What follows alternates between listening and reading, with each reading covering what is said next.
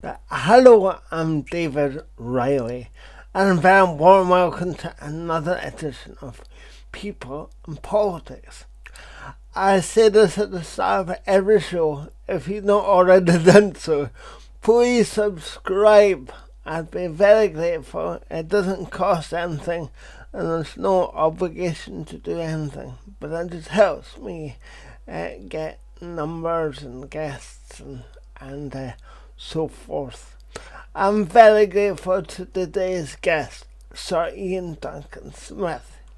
Sir Ian's been on before. I was lucky enough to chat to him last year, and I'm really looking forward to talking to him today about the recent Conservative Party conference, the Conservative troubles or toils or whatever you call it in the polls. They're really struggling right now, and I'm really looking forward to getting his take on that. So, welcome to People and Politics.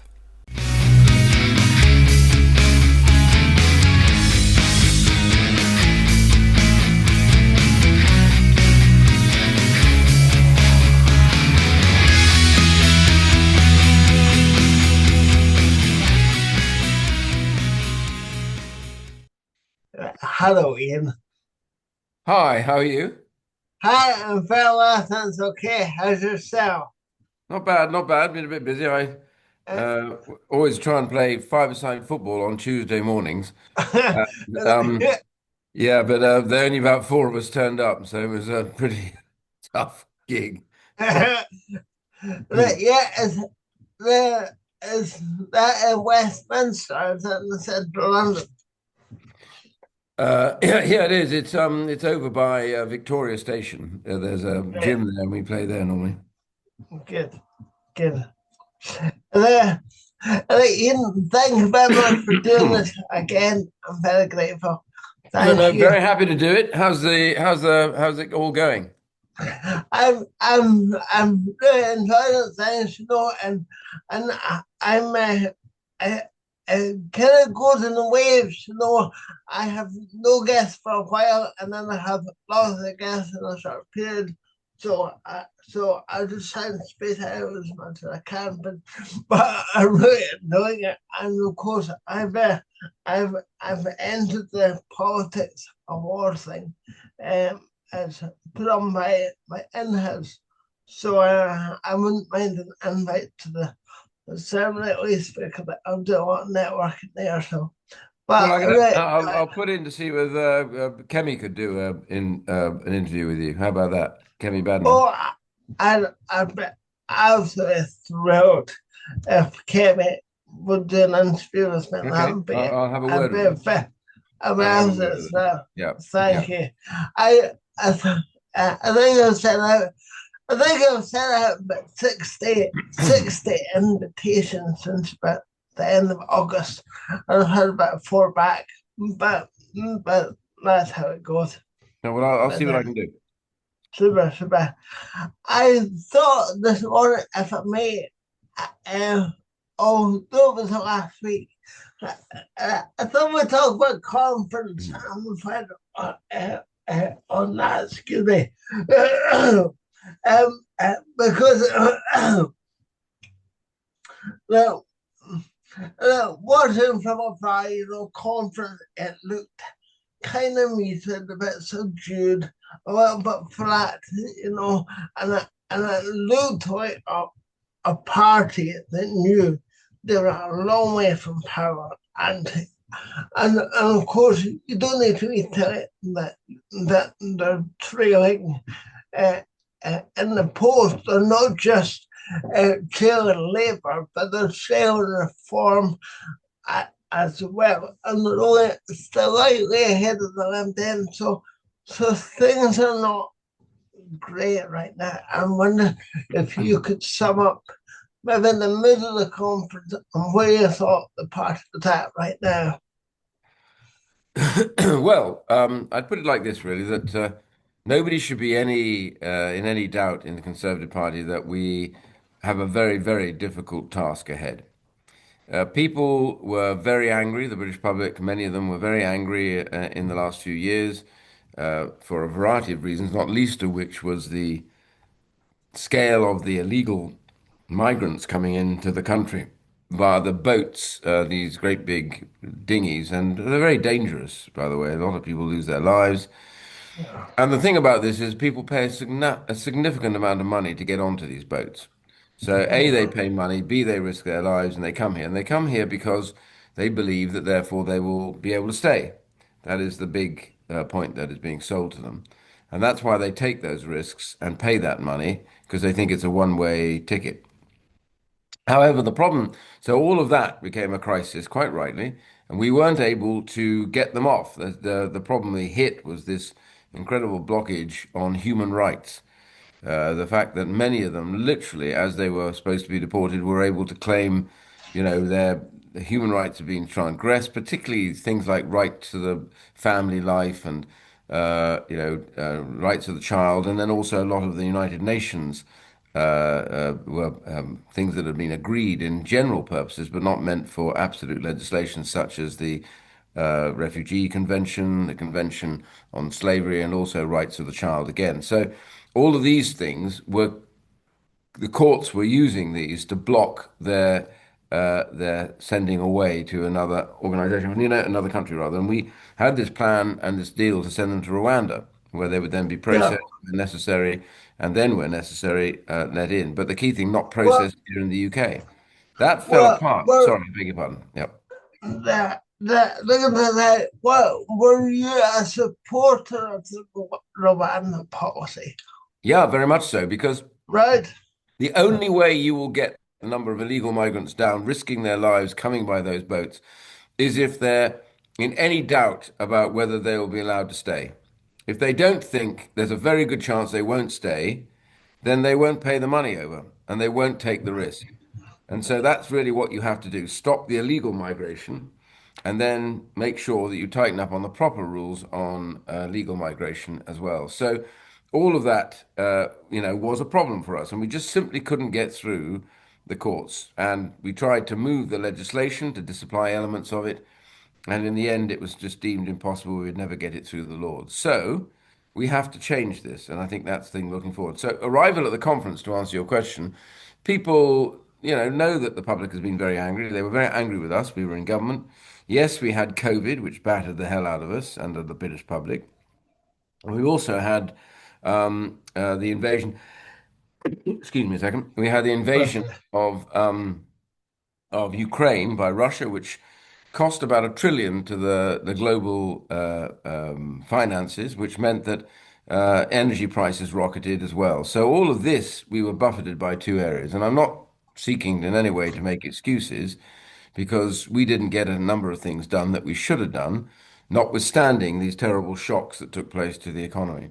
So I understand that, and I think the Conservatives understood it. The conference itself knows that we weren't going to be with one leap and a bound, we're free and suddenly we're going to be the leading party.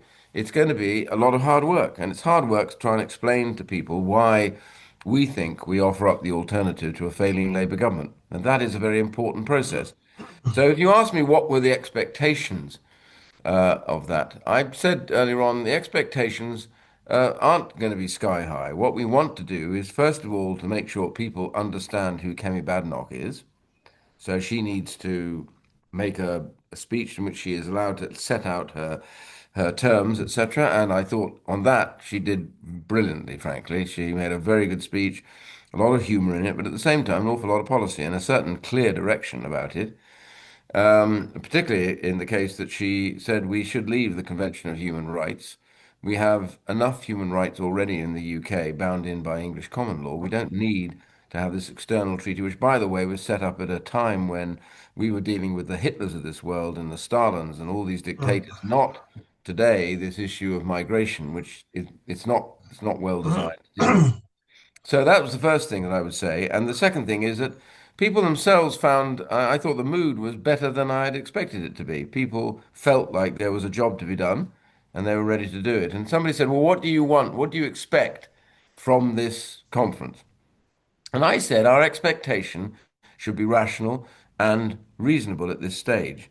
And it should be that we need to make the case for the right to be heard. That's what we have to say. We're not in government. We had a problem in government. People didn't want us. They were angry with us. They were angry with all parties, as far as I can make out. But we need the right to be heard. And I think at the conference, I think we did earn the right to be heard. And I'm hoping now that whether the right to be heard, we can start being able to explain who we are properly and what we're about and how we've rectified the mistakes that we made.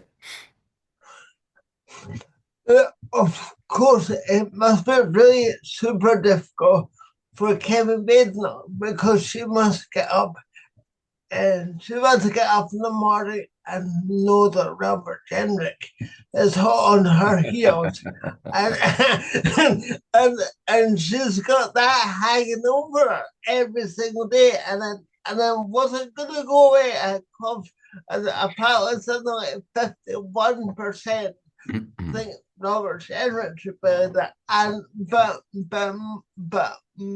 possibly more importantly, 50% think she should go. So that wasn't pretty difficult. Well, I don't, yeah, I get the point, but the point is really that in the last year, she's had to do a lot of work internally on the Conservative Party, setting up the new structures, etc., getting the party right, getting the policy positions done, worked on, so that she could say. So for the last year, she hasn't been front and center in the political firmament in that regard. But in the last few months, Kemi has definitely now begun to pick up the pace. So, for example, she really gave Starmer a very hard time over Mandelson's appointment and failure just Yeah. before the break. And she's been at it again yesterday, but also with the speech and the policy statements. We've now got a platform on which she can operate on that platform, whereas before she didn't have it. Those who say they want change, I simply have one answer to you all. Those who'd say it, I simply say, what is the one thing the public knows about us, which isn't particularly helpful? So we keep on getting rid of our prime ministers and our leaders. We give off the image at times that we don't really like each other, and I think that's something that has to stop. So there are some siren voices talking about change, and I say to them, you change if you want to. I'm staying as a conservative, and I want to make sure the public gives us the right to be heard properly, and they won't if we spend our whole time in kind of brutal metaphorical knife attacks on each other. Yeah, we begin to look like some messy bunch of people who don't really like each other. And I said to myself is, we have to get on. And I have to tell you, the majority of the political party here are bound together now to support Kemi. And she did a great speech. She gave a great speech at the conference. And I think lots and lots of colleagues who may have said, I'm not sure, have come to me afterwards and said, do you know what? That was a great speech. And she did all the things that I thought she had to do but didn't think she could. Well, she did them. And the other bit I liked in it was for the first time ever, she showed that she has a lot of sense of humor. She laughs a lot. I know this privately. Yeah. She finds lots of things funny. And she gave off that air of somebody who actually thought, she had a sense of humor. She's human. She's got kids. She goes back in the evenings at times to see her children. This is about being quite normal within a very abnormal political structure. It's hard, but she manages it. So I think you'll see that the best is yet to be. It was good to see her humor, and I have listened to other podcasts this morning where they're talking about that speech and saying it was like the first glimmer into the past of Kevin Bacon, which was good.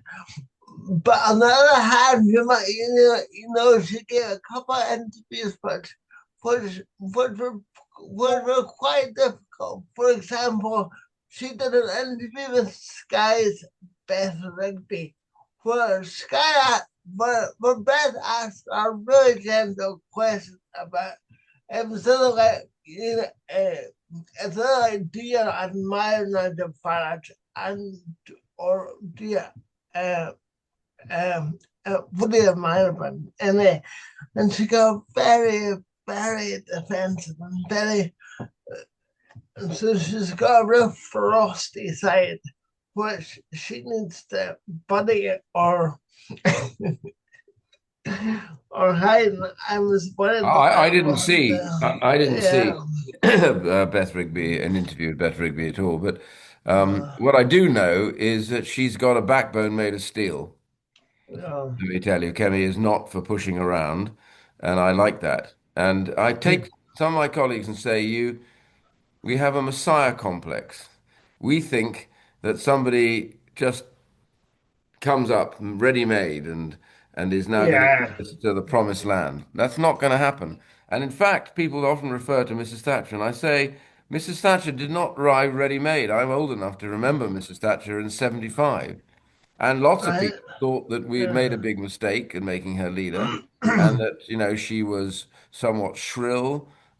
She seemed at times to go off onto statements in areas that didn't make sense. And the woman that we got to know in 79 and later on in 83 and so on and so forth was not the woman that they first picked. You'd have to No. grow into this job. It's a tough job, leading the Emerge. opposition. I know because I did it. And you have everybody looking at you intensively, and yet at the same time, you've got to be able to allow yourself to develop, to get the right ideas, to be more comfortable in your own skin about what you do.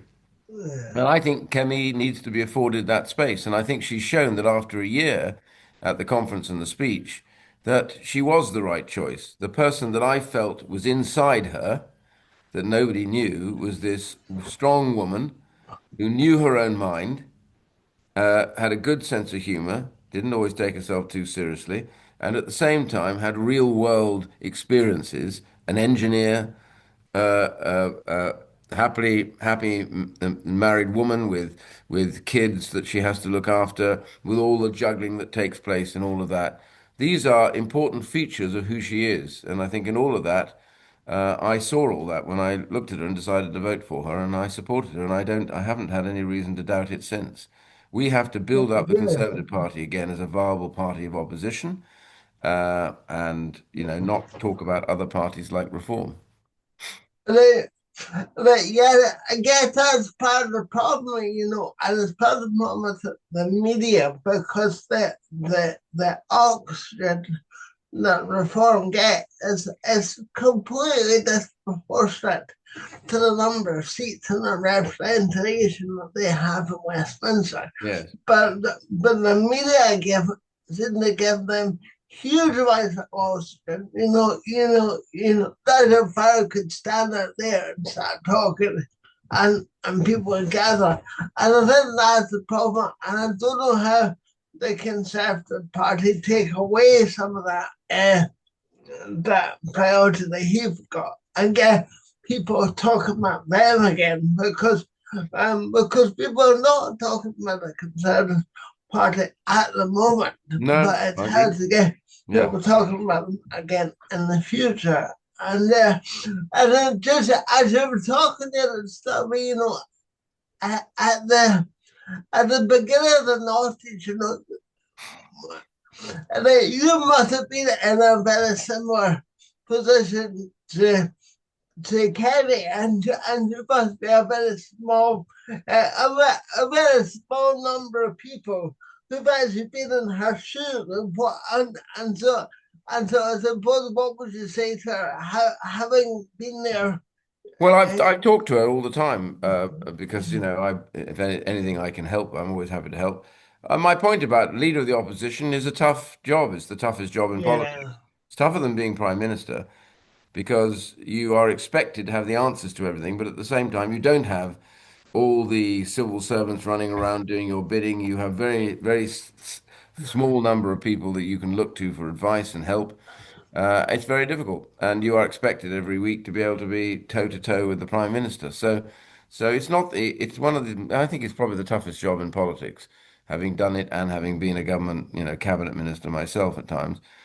I think leader of the opposition was a tougher because it's a very lonely place. You make one and that's a mistake and real hard, everybody's on yeah. you like a ton of bricks. So yeah. So no, I do genuinely believe, as I said earlier on, that we had to earn the right. We've had to earn the right to be heard again. And I think this is the start, just the start of us being able to speak and people to listen for that reason that they want to know what the alternatives are.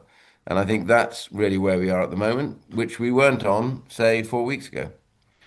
We No, didn't have that right to be heard, and I still think we have the right to be heard, but we need more than that now. We need to be able to be heard and to be able to make sense. When people listen to us or watch what we're doing, they will if they say, "Oh, I don't know, I thought that was all right actually," then that is important. I don't want them to, throw themselves over the parapets in love for the Conservative Party. That's not going to happen. But what No, might happen is just step by step, people go, do you know what? Yeah, well, they seem to have learned their lessons. They seem to know what they got wrong. They need to know, they now know what they want to do right. And I agree with some of that. And the question is, will they deliver it? That then becomes a very, very difficult thing for others to manage if we are on the case. And I noticed that Nigel Farage the other day, for the first time, had to respond to Kemi's statement about taxation in her speech. He came out and said, "We're going to have a fully costed program, when it comes to that." And I thought to myself, "But you don't have, do you? That's the no. difference." So it was interesting that he felt he had to Yeah, respond to her. So that's a good sign if he had to yeah. respond to her. He was worried that she would get away with it. When do you think when do you think the conversation in general will get back to the economy, the health service, education, or tax cuts? Because Yeah, and the China scandal too that we've got here with the court collapse of the court yeah, case. I said yeah, yeah. I saw your chat in the comments about that, because for goodness knows how long, everybody is talking about migration, small boat, and real populist policies, and we need to get back to other things. When did it now happen?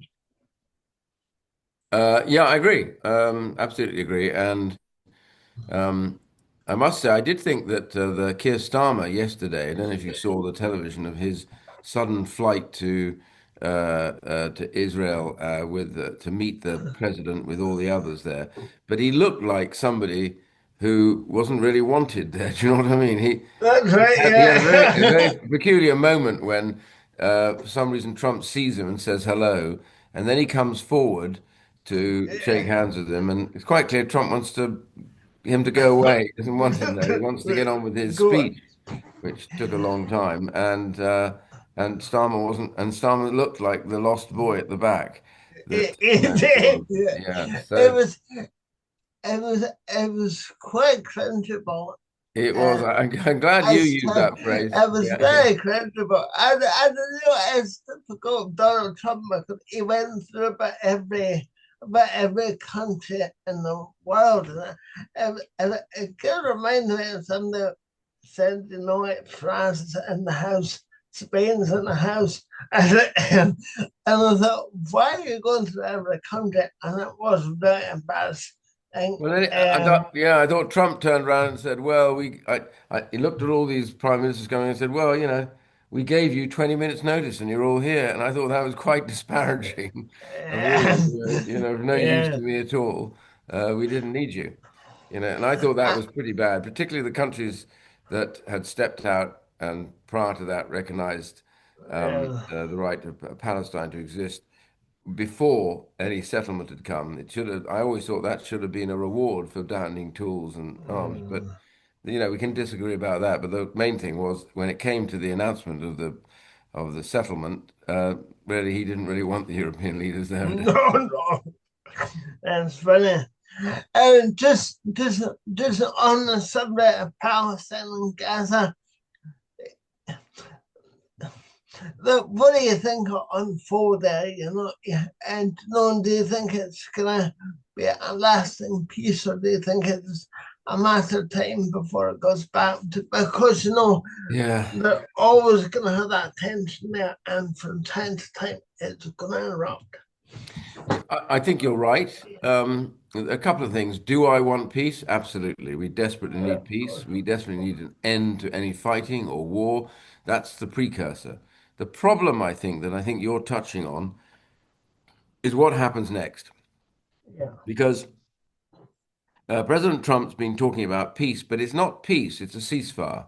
Peace only comes when there are arrangements that are set up around a peace deal. And I don't know if you've seen it, but the BBC and others were reporting this the other day, saying that these executions, these battles going on now, Hamas is rearming and they want to take over again. and all these others they're attacking as being pro-Israel, but a lot of them are people that don't like Hamas. So they're intent now on a civil war to get rid of them. Now, the idea that they're going to lay their weapons down, I don't think they're going to agree to that. And if they don't agree to No. that, what then happens next? Does Israel go back to war with them? This is the problem they've got. The most insuperable problem is how do you get Hamas to genuinely hand their weapons in? It doesn't make a lot of sense to me because there's no penalty for them not handing their weapons in at the moment. And it depends whether or not he says, well, you're free to attack them or whatever. So I don't know. I mean, what we want is peace, and we should have Hamas lay down their arms. And I think what we should do then is allow this peace arrangement to proceed to the next level. But that's not going to happen if they don't hand it. And also, where the heck are all those tragedies of dead hostages that they've taken that died in custody? Where are they? Why Yeah, aren't they they handed can. back? Yeah, definitely. Yeah, definitely. What do you think of them appointing Tony Blair as some sort of peace envoy? Because there's a lot of hostility towards him to kick off Yeah, with. yeah. That wasn't the best choice. I don't think Tony Blair will end up being on any panel, whatever it is, simply Yeah, because I think, well, good or for bad, he stirs up a lot of animosities in and yeah, amongst the Gazans. So I don't think they'll want him. No, it's not, he may well be, but I'm saying I don't know how that's going to happen when there's such a lot of opposition to him. But I'm happy if he does get on it. I think on this matter yeah. he's normally been pretty sensible. But yeah, no, I just don't know where this all goes, to be honest with you. No, but Donald Trump's kind of looking like the Messiah again, because do go back to that conference yesterday, it was almost like he paid the president of Pakistan to sing his praises because it was to say that Donald Trump is like the greatest person that what they are. It was, yeah, that was a bit cringe about too. Yeah, no, it's always a different game when Trump arrives in town. Yeah, I love the way yesterday, I saw any clips of it, I was busy, but I saw him turn to Netanyahu and talk about, complimenting him and complimenting everybody else. And the speech went on for a long, long time. But yeah, he said, "Oh, that wasn't in the script." Well, I don't think he read very much that was in the script, as far as I can make out, uh, because a lot of it's, about, I'm Trump. And then they claim that he had peace. He's key to the peace deals everywhere. So, I was a little bit thought that, and I think India doesn't like the idea that somehow that he says he came in and stopped a war. They don't yeah, agree. yeah. They don't agree, and I don't think the Pakistanis do either. But So yeah, many people agree, just like the other and just like the other seven wars that he claims to have stopped is yes, is there to tell us he does, doesn't why he? is there to tell Yeah. us what wars they were. So anyway, Ian, thank you very much again for today. I'm trying to No, talk my pleasure. again. I like That's what you're good. doing, and I will try. I've got a note here that I will try and see if I can get Kemi to appear on your podcast. Well, that was such a pleasure to meet. I was very grateful. Thank you. Pleasure. All Uh, the uh, best, David. Take care. okay, take care, you I'll speak to too. you. I'll speak to you again soon, I'm sure. Yeah, no doubt. Okay. Okay, that's it. Thank you. And you. Well done. Okay.